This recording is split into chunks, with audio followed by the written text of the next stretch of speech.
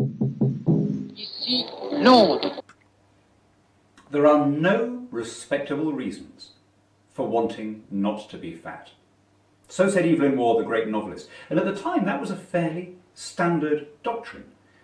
Wanting to be thin for the sake of vanity, if it meant rejecting the good things in life, was regarded as a peculiar form of decadence, and being moderately plump was regarded as being content and at ease with the world. "Let me have men about me that are fat," says our national poet, "sleek-headed men, and such as sleep o' nights." And yet now, state doctrine is determinedly anti-fat. We keep being told that there's an obesity epidemic, the faux medical language being used to suggest that we're dealing with some disease rather than with the consequence of individual choices. Is it really true that obesity is rising? It's true that there was a general rise in average weight since the 70s, although rates of actual obesity have levelled off in adults and fallen slightly in children in recent years. But the response, which is to tax sugar and tax fizzy drinks and impose in Scotland minimum prices for alcohol and all the rest of it, is absolutely missing the root cause.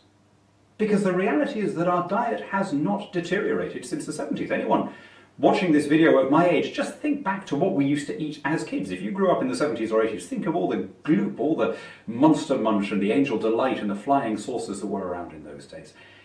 The British Medical Association has confirmed that we're eating fewer saturated fats and less sugar now than then.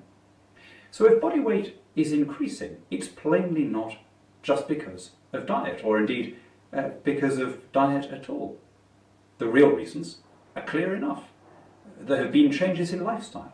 We're much less likely to walk or cycle to school. We're much more likely to work at desks rather than in manufacturing jobs.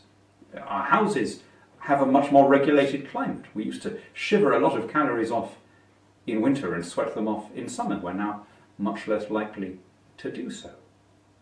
But what I'm really objecting to here is the underlying bullying, the nannying, that says that the only way to tell us to be the right shape is by empowering a state army of licensers and regulators and inspectors and clerks.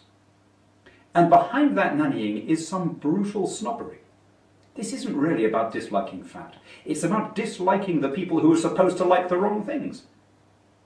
When people talk about junk food, they don't mean foie gras. They don't mean duck à l'orange. They don't mean Eton mess. They mean Doritos. They mean KFC. They mean chav food. This is a kind of long-standing tradition of people bullying what they regard as the lower classes to do the right thing. And in a freedom-loving country like ours, that should fill us with distaste. There is nothing wrong with people making their own choices and deciding where to find their own pleasure. As our national poet puts it in a different play, if sack and sugar be a fault, God help the wicked.